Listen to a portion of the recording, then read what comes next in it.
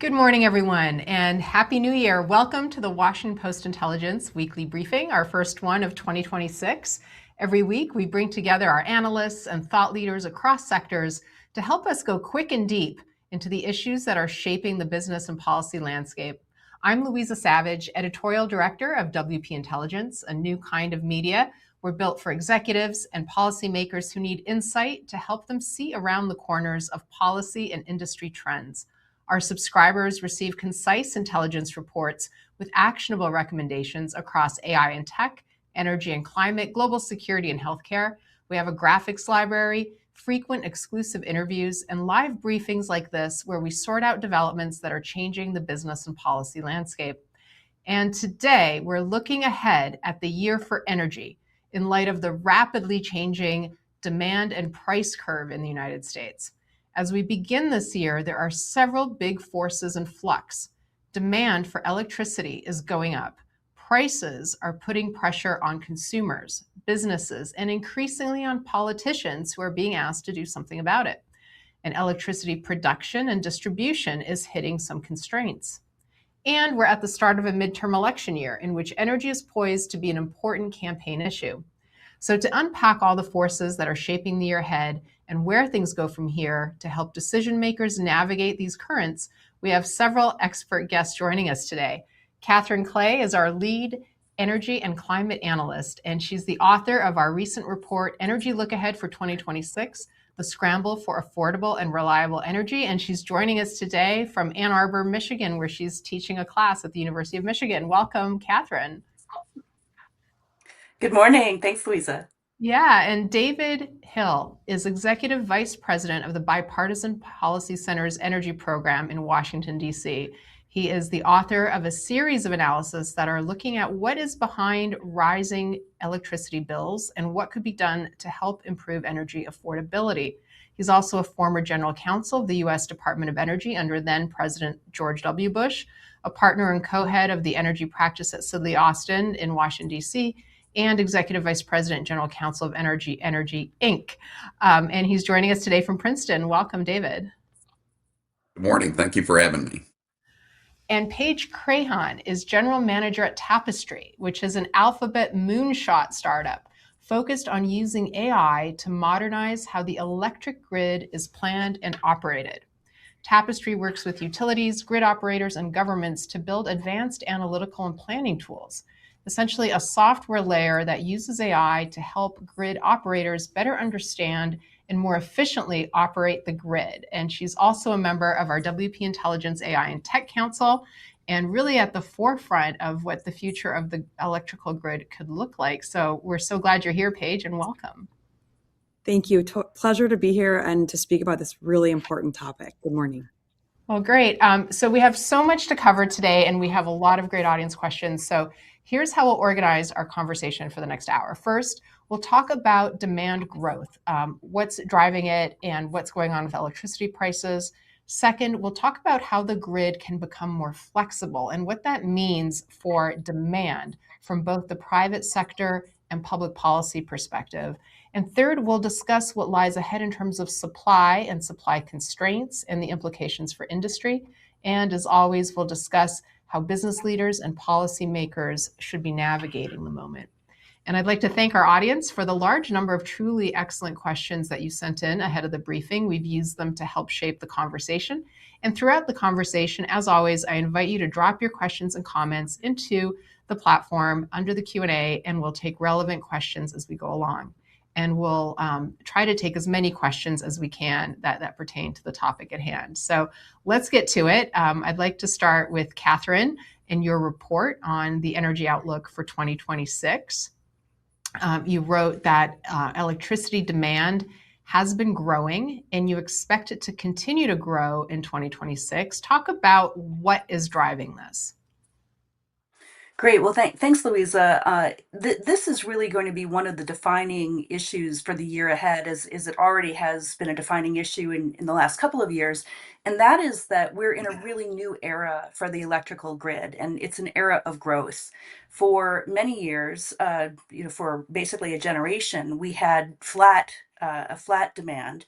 And we're seeing single digit but consistent growth in the electrical system for offtake, for demand for electricity. A lot of things are behind that. It is certainly a story about data centers, but it's not all about data centers. We're also seeing that electrification, consumers having electric vehicles, more electrical appliances displacing natural gas appliances in the home, uh, and also to some extent reshoring and manufacturing, although that is somewhat offset by more efficiency in the manufacturing sector. All of those are contributing to growth. And it's also a slightly different story depending on what region of the country that you're in. So yeah, I think it's important to note that everything we're talking about with new solutions for the grid, it's not one size fits all. It really depends on the local and regional constraints on the grid, what the best solutions are. But as we're going to be diving into, data centers are certainly a large contributor to this need to revitalize and shore up the grid so that it's reliable, affordable, and secure. And there are a lot of ways that we can do that, and I know we'll be talking about that in more depth as we go along. Mm-hmm. Well, certainly one thing that has put this on the radar for much of the country is rising electricity prices, and they've been driving interest by politicians, by policymakers. But one thing I thought was so fascinating in your report was this chart that I'd like to share with our audience. Why are prices rising so much faster than demand? I thought this was just really interesting. Can you explain Yeah, what's happening here? I think yeah, this was an important graph for us to include in the report. I think because it brings to light some things that are not commonly known about the grid. Now, I want to point out that that demand growth of 6% over the last 15 years, that sounds like that's modest demand. In the context of the history of the grid and where we've been over the last 20 years, that's quite significant. That growth has really happened since 2020. So 6% growth, don't be misled by the comparison in the graph. 6% growth is really significant for the electrical demand. Now, it is true that prices, though, don't just rise 6% when demand goes up. They significantly outpace the increase in the demand itself. And that's because the every incremental kilowatt hour that you need out of the grid when it's already stretching, it's already doing everything it can to produce more electricity. Every additional kilowatt hour is just more expensive. So you tend to use the least expensive generation sources first. And as you need more and more, you add more to the stack, and that means going up the price chain. So the closer you are to the grid's maximum capacity, the more expensive your electricity is going to be. And I think that graph really captures it in the picture. That's fascinating and certainly gives a whole new dimension to the conversation as we think about growing the economy, as you were saying, growing manufacturing, building all these data centers. It's not just a straight line, it's a curve. Paige, this is your bread and butter. This is what you think about all day. So before we go deeper, I wanted to just ground the audience in kind of how you look at the grid as a system. And maybe just like unpack what we even mean by grid. Like it's not like this physical object, right? It's this whole system across regions, across utilities, demand sources, supply sources. And tell us where you see maybe the biggest mismatches right now between how the grid was built to operate in this era of pretty steady demand to what it's being asked to do now. It's such an important question because we use this phrase, the grid, and it means a lot of things. Grounding ourselves in what we're referring to is very important. So when we talk about the system, we really think about humankind's largest machine. It's the biggest thing we've ever built as a species. It is all of the way that we generate electricity, we transmit it on transmission networks, to substations, to distribution networks, to our homes where we use electricity. It's 80 million kilometers of infrastructure globally, and it's really a modern engineering marvel. And when we created it with the idea of centrally generating, burning something, burning fuel, shipping it in one direction, and turning a light bulb on. If you think about the way the world has changed, so that premise was from the 1880s. The other things that were being invented in the 1880s were internal combustion engines. So if you think about what a self-driving electric car is doing in 2026, it's quite different than that vision from 1880. But the grid and the system that we operate to run our energy infrastructure thinks about delivering energy largely the same way that we originally thought about it in the 1880s, which is let's centrally create electricity, ship it in one direction, and use it. That is not the way, obviously our world works today. We have bidirectional flows that go into our grid. Everything changed with the advent of the internet, where devices can communicate with one another. We should be able to turn things on and off and know when we should or shouldn't use something. So to me, the electric grid is humanity's biggest machine and system to work on. And we really need to tackle this as a comprehensive system. So, your question and that chart that Kathryn shared is so interesting to me, because we need to think about the connection between the time of when an investment is made and when it flows through to our price. So price and demand are temporally separated. Price is typically a lagging indicator. And when we look at price increases in electricity and retail rates today, I like to sort of ask why. And if you step back a few years, 2018, we had wildfires in California. 2021, we had a deep freeze in Texas. We've had bomb cyclones and atmospheric rivers.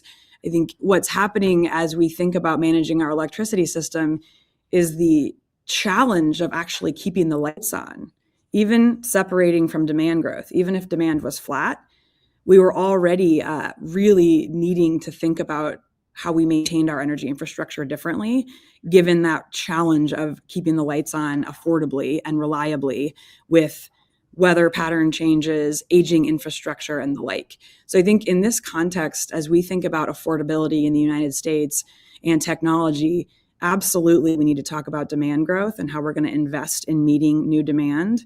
But we have to understand the context and the system. We also need to just deliver today's power, even if there were no demand growth, in an affordable, reliable manner. And what are the tools we have to do that? And then how can we think about planning to meet demand growth to, always put affordability, reliability, and sort of national security at the forefront? That's a great sort of scene setter. And I want to go to David for a moment. You've written extensively about what's behind the rising electricity bills. When you break down today's prices, how much of this is fuel costs versus grid investment? How much of this is affected by policy? Help us understand the price piece. Yeah, well, so Louisa, thanks for the question. And then you said we'd written extensively about it. We have written some, and we're going to be writing more on these topics at the Bipartisan Policy Center on the issues of affordability and really what can be done to help manage costs and help address and improve electricity affordability in the future. In terms of what and Kathryn and Page both I 100% agree with what they were talking about in terms of what's both the system we have and really what's driving some of the recent cost increases. I mean, when you think about that, really what it is that has led to the place where we are now, some of that is recent, some of it has been going on for a while. It is certainly true that that in the last 4, 5, 6 years, residential electricity costs of electric power have the increases have substantially exceeded the general rate of inflation. Part of that is because the spending on transmission and distribution has grown a lot in recent years, and that's really a multi-year issue. We've also seen and as Kathryn was noting, tightening a tighter supply and demand situation. Demand has grown faster than new supply has come on the system. And so in some respects, what you've seen is just the forces of supply and demand in a market. And in terms of fuel prices, fuel prices really have not been a significant driver of the recent significant increases. Fuel prices have been pretty tame. The prices of natural gas, prices of coal, um, the price of the sun and wind are exactly the same as they've always been. So I think that is free, and so I think their fuel prices themselves have not been a big driver. Uh, but what we're seeing is really a supply and demand tightening. Uh, uh, uh, and so market prices have gone up. I should say also one of the reasons that system is tightening is because demand has grown faster, and including with large loads has grown faster than new supply. Why has the new supply not kept up? It takes a long time to build new transmission, and a really long time to build new transmission, and it takes a long time to build new generation. Part of the reason for that is supply chain. Part of it is a broken permitting process, Right. where things just take too long to get permitted and built. And we'll definitely talk about that in a moment. But just on this point of prices, we have two audience questions, and then I'm going to move on to some of the solutions. One question is for Kathryn. Is there a part of the price rise for electricity which provides the funding to invest in the grid? That's a great question. I think that there's probably no single answer to that. I think some in some regions there may be there may be some truth to some of that funding would be available. But my sense is that overall, that most of those costs are just keeping up, are just that's just reflecting the price of given the system that we have and squeezing out that last kilowatt hour.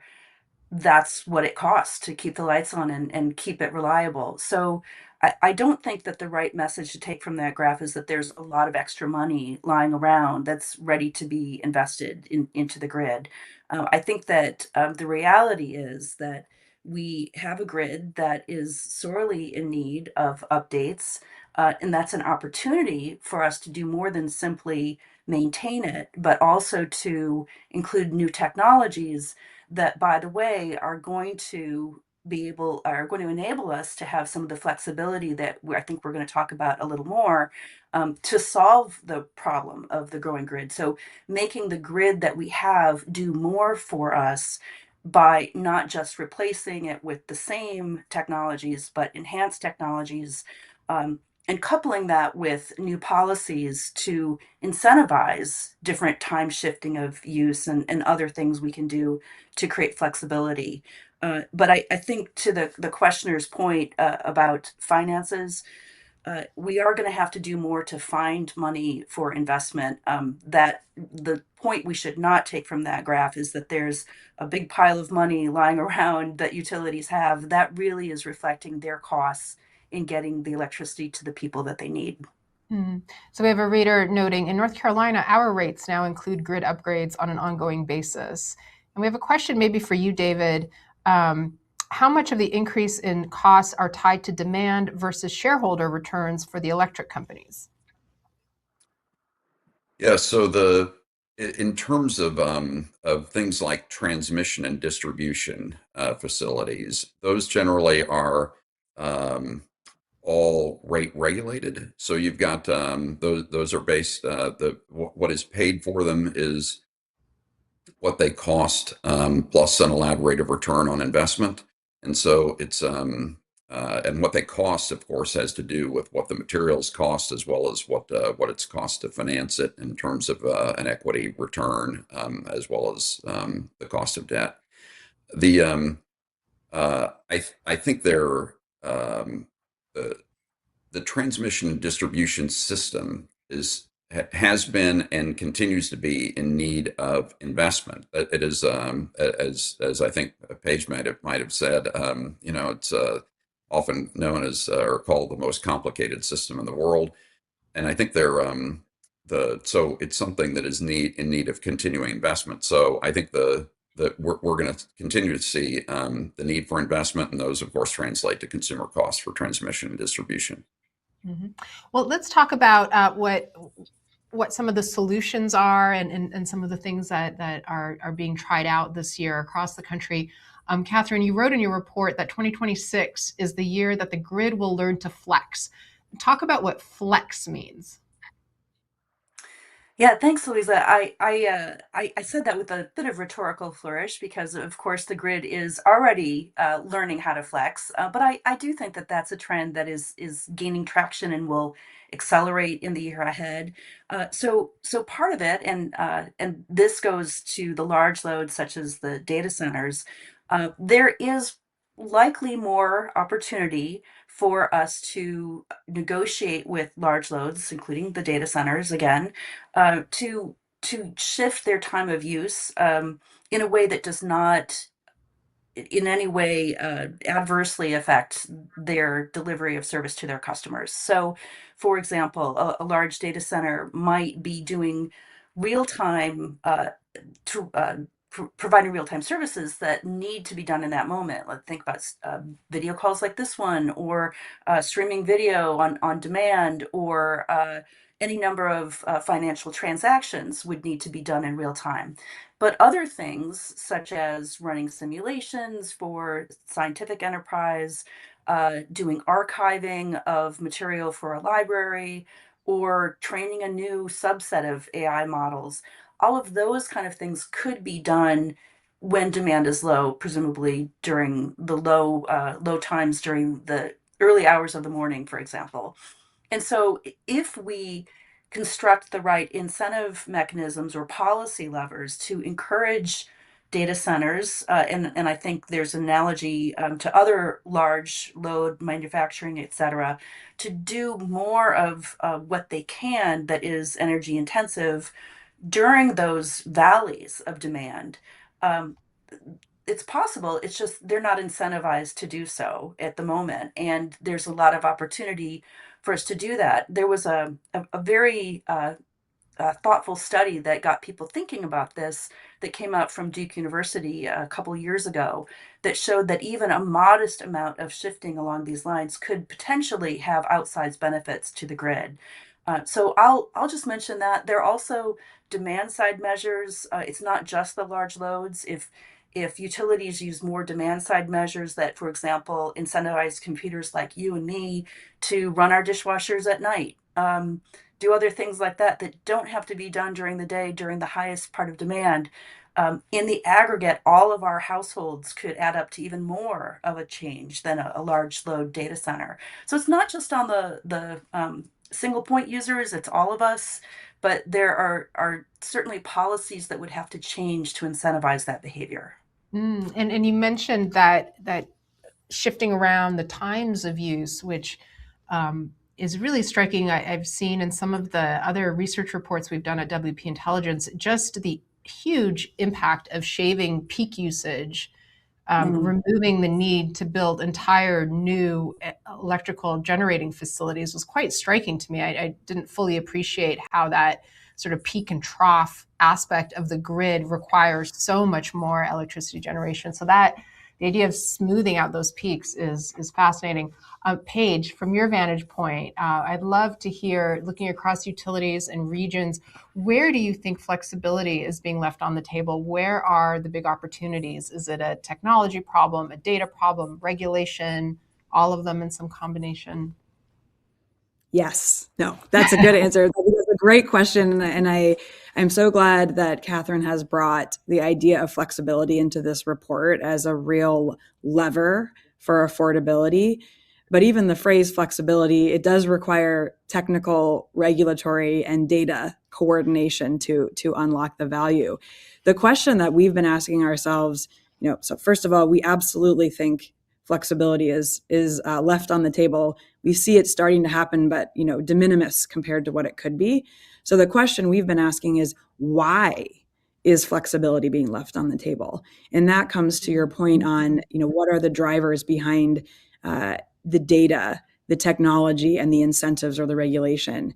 I often break it down to, if I can see it and I can manage it and I can transact on it, and I can use it. And this is whether it's electricity or demand response.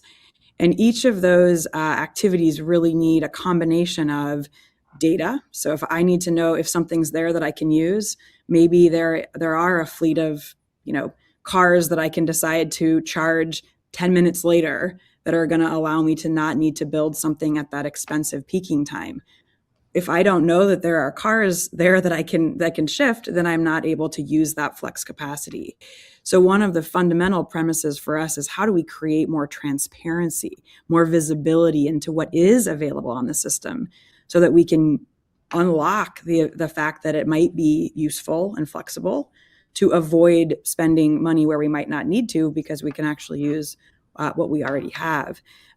We think about really that delineation of flexibility I think about it in time horizons of when I operate something, turn something on and off. When do I want to charge my car? Kathryn gave some great examples of, flexible demand, whether that's from data centers, or maybe I don't particularly mind when I run my dishwasher, as long as it's done in the morning. Those sorts of temporal shifts make a huge difference. I think the number from the study that Kathryn referenced, the Duke study, is on the order of 100 gigawatts that the study thought might be readily available through sort of software and existing hardware. So that really matters. And I just want to call out the challenge here, because sometimes when I say that, it just sounds simple. Okay, great. Make this visible. That's a data and a technology problem. Drive the right incentives. That's a regulatory and policy and business intervention. But it's very important for those of us who spend every day working on trying to address this to understand this sort of the perfect storm that is upon us right now. We were already really worried about demand growth. I like to remind folks, ChatGPT came into the forefront in November of 2022, which is sort of the beginning of when we really started seeing this data center and AI narrative. That's very important for us to understand. But there was a kind of seminal report that a lot of us looked at in 2023. So the report was underway far before November of 2022, that talked about a doubling or tripling of global electricity demand over the next 25 years. That was before we even contemplated data center growth. So and that was a lot of air conditioning, right? Like that's a big globally. A huge piece of it is air conditioning. We see it in the US and globally. Electrification of our homes. You look at, consumer choice. We need consumers to choose what they want. Kathryn, mentioned this. I think David as well. We're seeing people are choosing different ways to heat their homes, cars, and we want to support consumer choice. So I think, to me, that's what we all need to understand: is it is the perfect storm. Before we even talked about data center load growth, we were worried about how do we meet this growing demand and electrification. How do we do that affordably in the face of what I talked about earlier with our infrastructure that does need to be upgraded? And then now we say, okay, wow, we really do need to meet this data center grant. So to me, yes, there's flexibility out there that we need to work on. We need to see it. We need to, be able to manage it, and we need to be able to transact on it. That requires us all coming together technically and regulatory. And we need to fully appreciate kind of the breadth of this challenge to be able to move forward over the next couple months. Well, I'd like to kind of break up the next part of the discussion into the demand side and the supply side. So I wanted to maybe ask David about the role of demand management, both on the consumer industrial side. We've heard both from Kathryn and Page what kinds of policies could look like. Talk about the kinds of carrots and sticks that policymakers have at their disposal and how you expect them to be used right now and in the coming year. What do you see coming down the pike? Yeah, so when we talk about responsive demand or demand size management, that it's important to think about it on two different levels.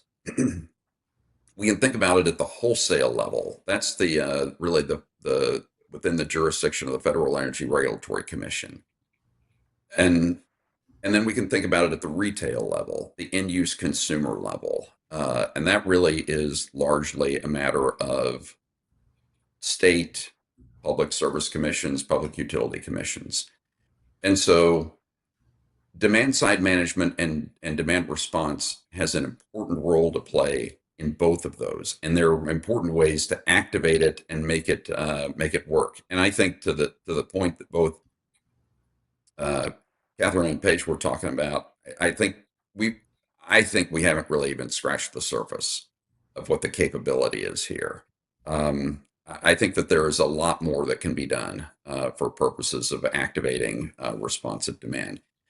What needs to be done is it is both a technical matter and it is a market structure and a regulatory matter. And so that you need to have and so why is it not happening enough currently? It really is both a matter of the right regulatory and economic constructs aren't in place, and also in some cases the right technology isn't in place.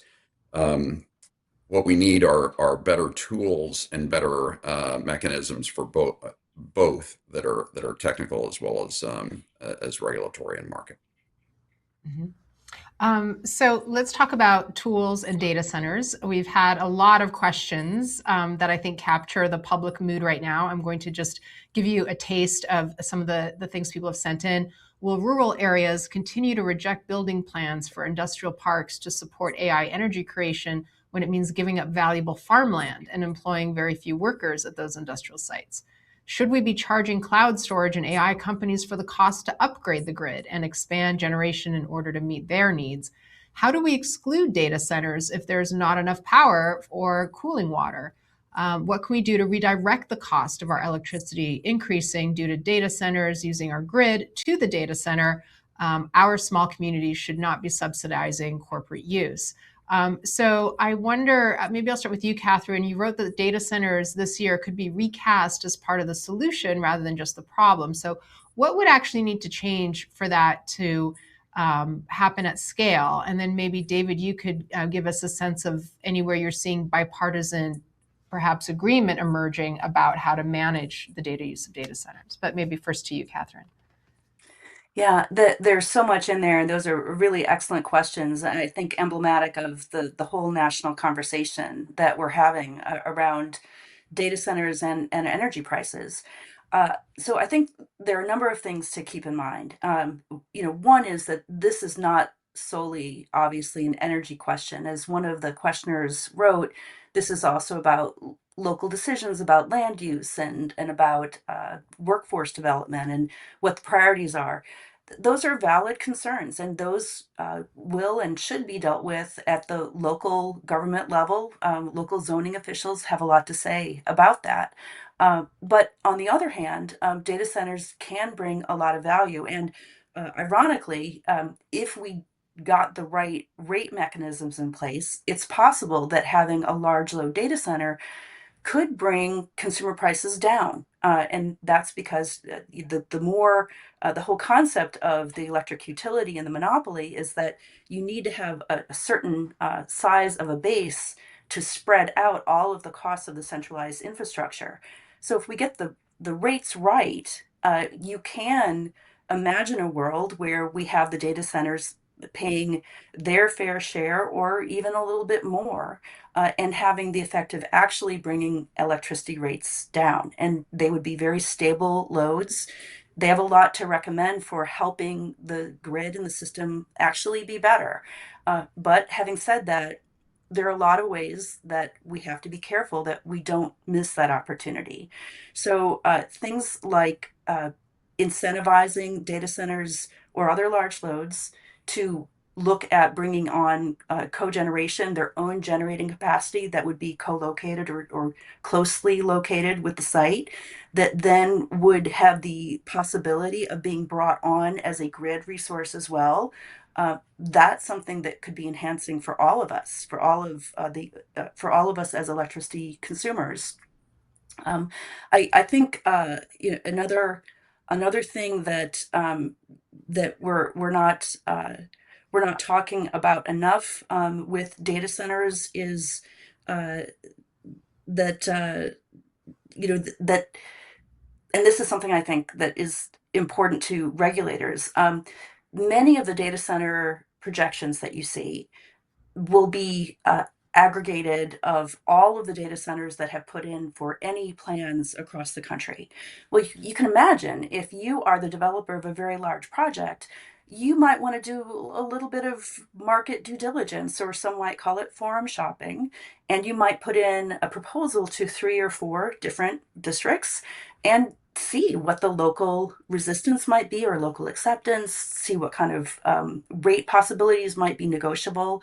And so I think we should take a step back and remember that some of the projections that just merely add up all of the cases of data centers across the country are perhaps unknowingly double or triple counting. And so I think that it's worth taking a step back, having some realism here, and thinking that yes, data centers, if the rates are not correctly constructed, they could end up costing consumers more money, especially if a utility makes a lot of investment and then the data center pulls out.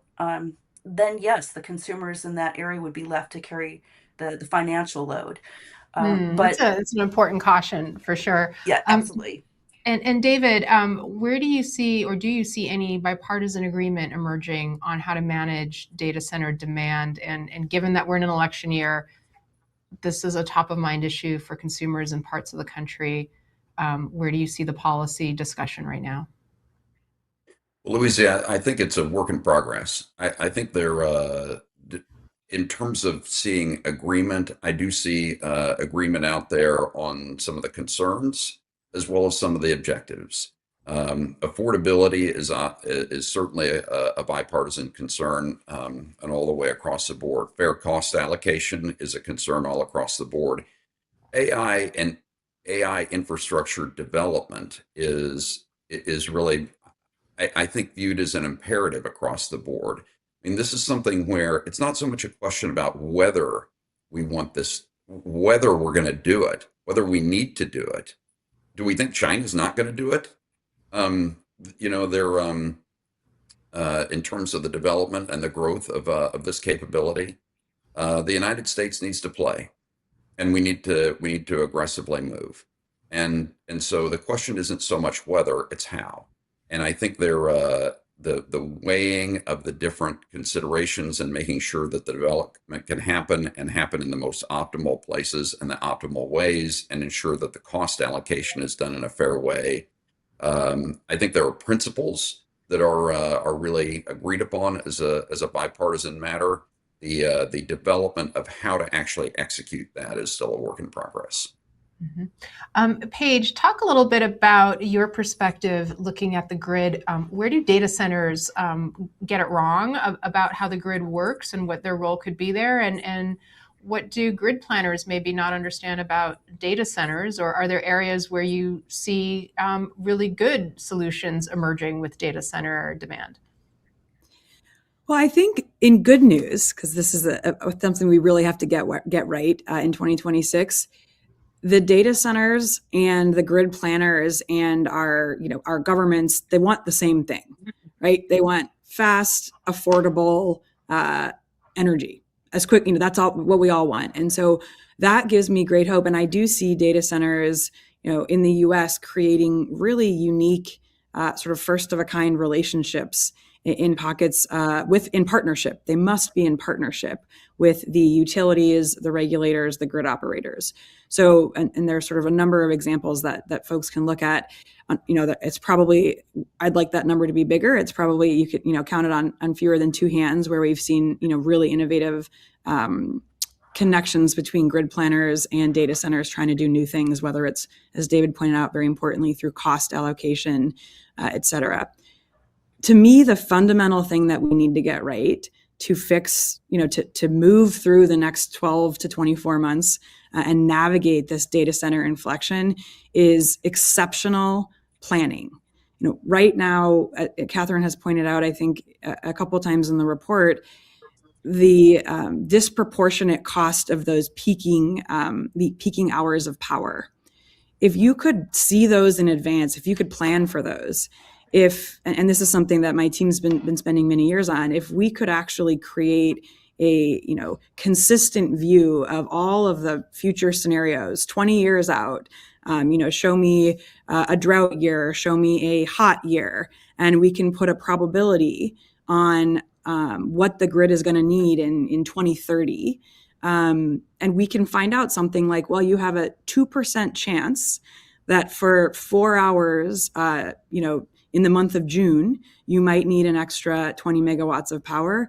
Well, that's a much different thing to plan for than expecting to need, an entirely new transmission network.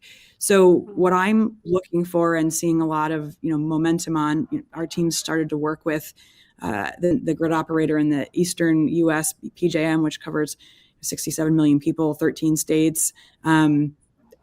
MISO, the Midwestern system operator, is just starting to work with some technologies as well. The grid operators are saying we're ready to use new tools. We want to meet you at where we are. And the data centers are certainly saying we're here to be innovative wherever we can be. So to me, there's some really great potential that we navigate this together with creative ways. Mm-hmm. So we're going to talk for the next few minutes about supply generation. But before we go there, I just want to ask you one follow-on question, Paige, because we've had a lot of questions about the global role here. And one of our audience members asked, is there any thought being given to a truly global energy system where all nations could pool their strengths and get help for their weaknesses?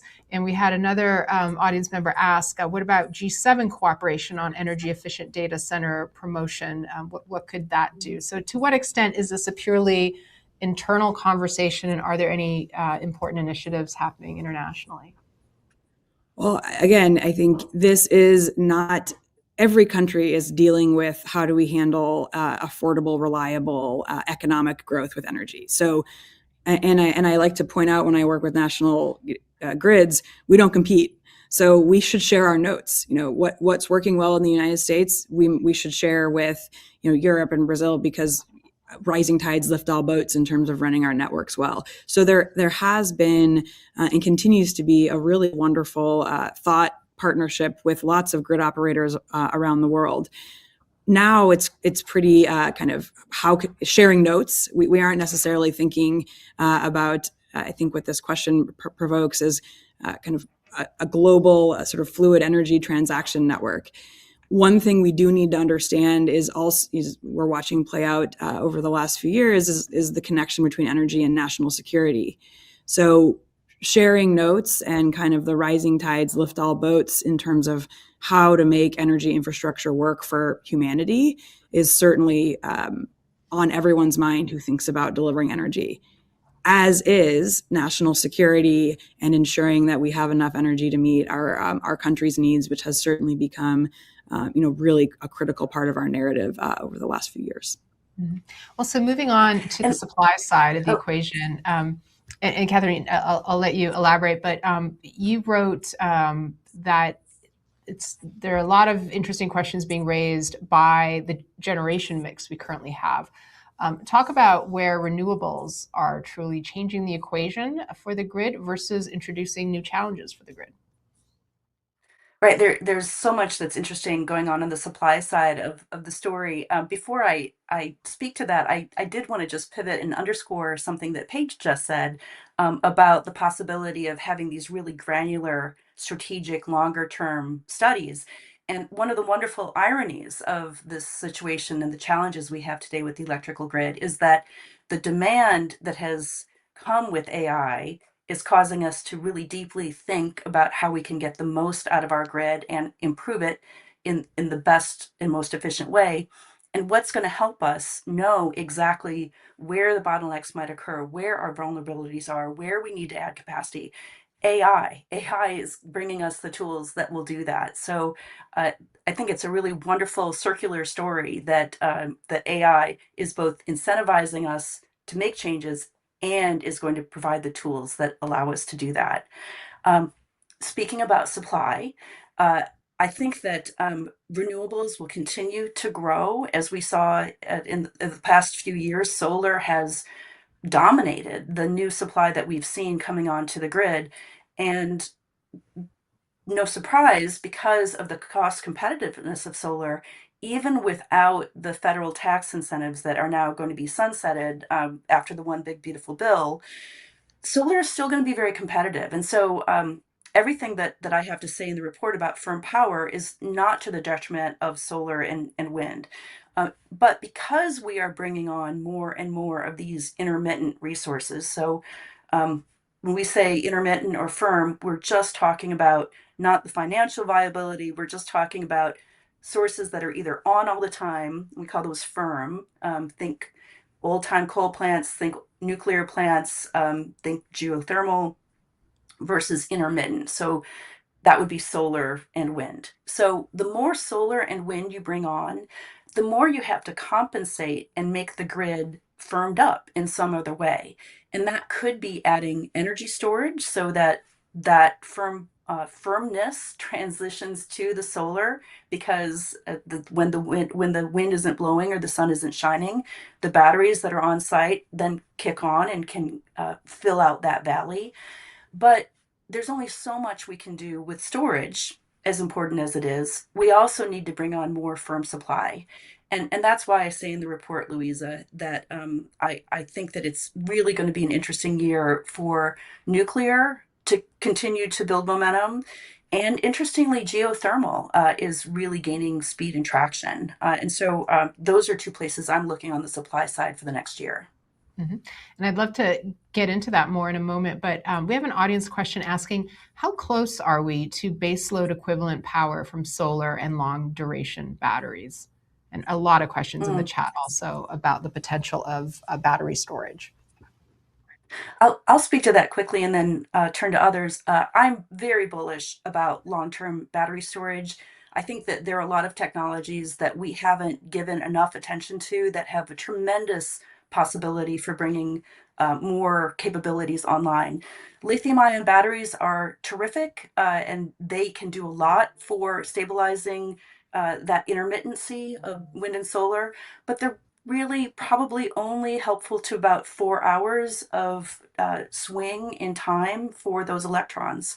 To do longer term, you need different kinds of technologies, iron air, all kinds of flow batteries. There are great technology options out there, and there's potential for us to bring them on faster with the right incentives. David, would you like to add, and then Paige? So just a couple of quick comments. In terms of I think it's important for everybody to understand whenever we talk about the generation portfolio, to really think about it. There are two different ways that we need to think about it. One is the amount of generating capacity. The other is the amount of energy that we and what it is that produces the energy that we use. So you can have a certain amount of generating capacity, but as Kathryn was noting, some of those resources are firm in the sense of they can generate most all the time. And then you have others that are intermittent, that they rely on, obviously a solar facility isn't producing electric power at night, but people still want electricity at night. One of the things that I think folks should know, that in terms of the actual electric power that is produced in the United States right now, natural gas fired generation is by far the largest source. So even though we're seeing significant new capacity additions of solar and wind, and we will, and batteries, natural gas fired generation is by far the largest current source. And I think probably more than double what the next closest is in terms of electric power. And natural gas is going to be one of the key sources for a long time in the future. I think what going forward, though, as Kathryn was noting, we really do have all sorts of different sources, and we're going to be relying on all different sources, and we actually need all the different ones, and they have different attributes, and they have to be sewed together in a certain way. With intermittence, like wind and solar, batteries, synced up with batteries can be a great source, and I think will be a continuingly larger source in the future. Great. Paige, do you want to comment on renewables versus firm power, and also how you see the role of nuclear, and whether you share Kathryn's view that nuclear will become a bigger player? Yes, and there's a lot to be said about the sources of generation. I'm going to try to honor the lens of affordability, which is the theme of our call this morning. So as David mentioned, intermittency. So you look at the unit economics of 1 unit of energy from the sun. The marginal cost of 1 unit of sun is quite nominal. So when we think about how to drive low cost energy, we really want to look at the least cost units of supply. But as David mentioned, that doesn't necessarily mean the energy is available when you need it if it's intermittent. So I look at what are the technologies that we need to pair that can keep cost low and at parity, but allow the generating source, the asset, to be dispatchable or to appear firm. And so batteries, I think, are a big piece, and storage in general. Creative ways to use the network are a great way to pair technologies with the single focus of creating cost-effective, dispatchable energy. So in that domain, I'm excited to see, as Kathryn pointed out, cost of batteries is coming down. Sort of the technology to be able to dispatch and model some of these things, to pair them with intermittent resources, is becoming more available. I do think it's quite complicated to model, when wind and sun moves. So the ability to run those simulations and models is newly upon us with things like AI. It used to take a supercomputer, hours to model hourly energy from sun and wind. We can do it in a few seconds now. So that allows us to start being more creative with how we couple technologies for cost-effective generation. There is no other way to say that it's all hands on deck with sources of energy right now. Geothermal is really interesting. I think a lot of advancements have been happening in nuclear. There are really compelling innovations happening in the sort of raw minerals and molecules. So the way I see it, and from a cost perspective, where should we be looking for opportunities to drive efficient costs?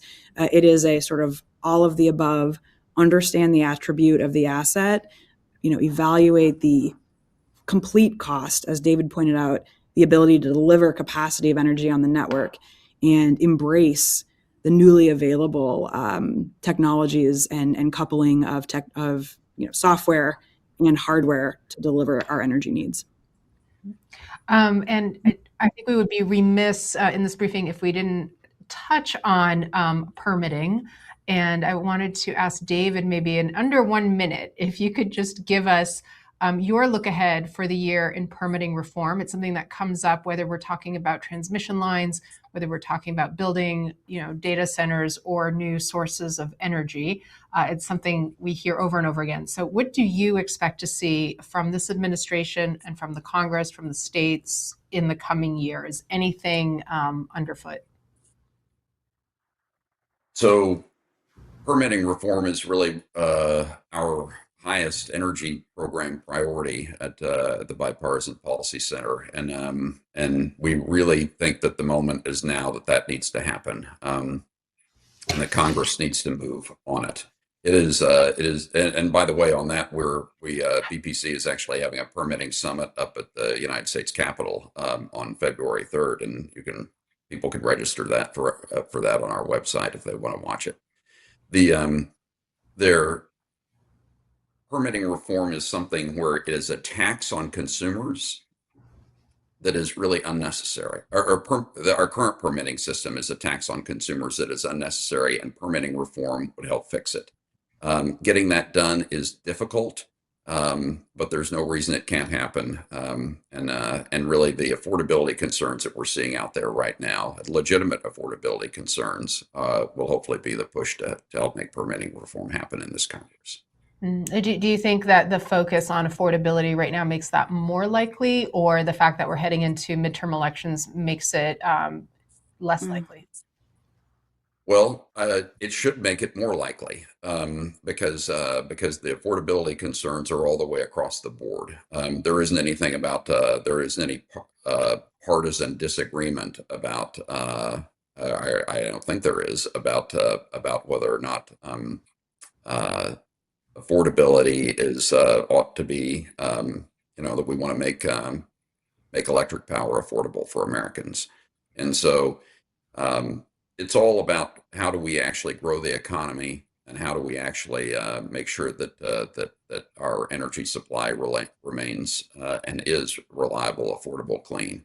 And that's actually the way that we talk about it at BPC: reliable, affordable, clean. And we actually talk about it in that order because we put it in that order in the amount of time it takes people to complain about it if things go wrong. That's a great Reliability, line.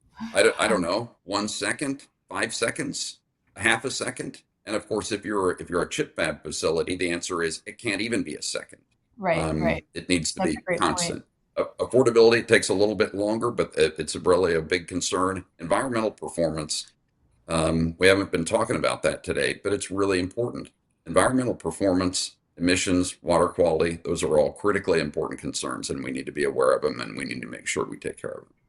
Absolutely. So in all our briefings, we take a moment to look ahead. And Kathryn, I wanted to start with you and what you are working on next for our subscribers. And I will note that we had a lot of questions going into this briefing about what the Trump administration's action in Venezuela will mean for energy policy in 2025.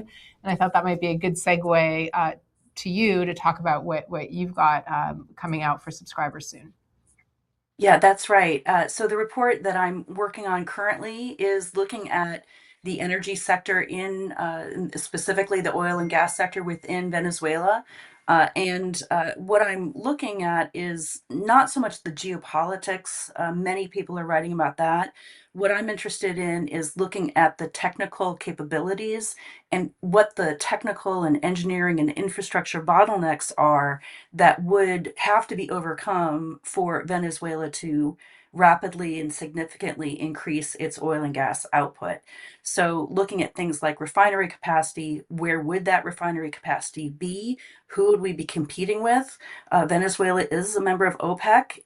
Would an increase in production from Venezuela simply be offset by decreases from someone else in OPEC? So what are the actual energy flows likely to be? And that there's a lot there. So I encourage people to take a look when it's available. That's great. And how about you, David? You mentioned permitting reform being a big focus for you this year. Yeah, so just very briefly, Louise, on the subject of Venezuela, we actually just put out a piece yesterday on what does regime change in Venezuela mean for U.S. energy, and so anybody can take a look at that on our website if they want. In terms of our priorities at BPC, permitting reform is right at the top. Congress needs to act and it needs to happen, and now is really the time to do that. We've got a number of electric power initiatives that are in progress. With the focusing on regional power markets in particular, and some reforms that are needed in those areas, and we'll be working on those as well as things having to do with siting and location and power issues relating to AI and data centers. So we've got a lot of things going on this year, and of course, it being an election year, it's really an important year for all of those things. And Paige, I can't wait to hear what you're working on there at the cutting technological edge of the grid. Oh, it's a fun time to be watching what's happening and possible with AI. I think affordability is top of mind for us. So thanks for convening us on the topic. But our biggest focus, it's the beginning of the new year, early January. I've been saying to the team, 2026 is the year of focus and of action. We are thinking less about punditry and more about productivity. There is much to be done, kind of a lot of noise around what do we do with energy, and we need to focus. So our team is thinking about 3 things this year. One is move as fast as we can on what I call no regrets progress. So this is sort of things that technology we should be putting out yesterday. It needs no rule change. I think it's just the right thing to do, speed things up. I think David's prompt on really speeding up permitting, absolutely. On our end, we're working on speeding up interconnection queues. it needs to be a lot faster to say, yes, you can build. So those to me are top priorities for 2026. The second is, this is the year to me that we really drive breakthroughs. We've just talked about several of the kind of compounding elements of, costs coming down, need rising. I think this is a year where things like putting flexibility on the grid, using optimization, it can start to happen. And finally, I'm most excited that the convergence of all these issues allows for radical collaboration. So we are going to be looking for speed, focus, and wonderful collaboration partners everywhere we go this year. Fantastic. Well, thank you, Kathryn and David and Paige, for joining us. This is obviously an issue we're covering closely at WP Intelligence. And before we wrap, just a quick reminder to the audience that you can request a WP Intelligence platform demo by clicking the link on your screen. And next week, we'll be hosting a special live version of this briefing on stage from the 19th Annual ISOA Global Summit, which will be focused on the defense technology revolution. And we'll be speaking with our lead AI and tech analyst, Jason Dean, along with several leaders and founders of companies that are working with the Pentagon about how defense contracting is being completely overhauled this year to bring more technology and more startups into the defense industrial base. So we'll send our live audience a link to the recording of today's briefing, along with some key takeaways and links to some of the reports and work that was mentioned today. And please do take a moment to complete the short post-briefing survey that we send out. Your feedback directly shapes what we cover next. And we wish you a wonderful weekend and look forward to seeing you next week.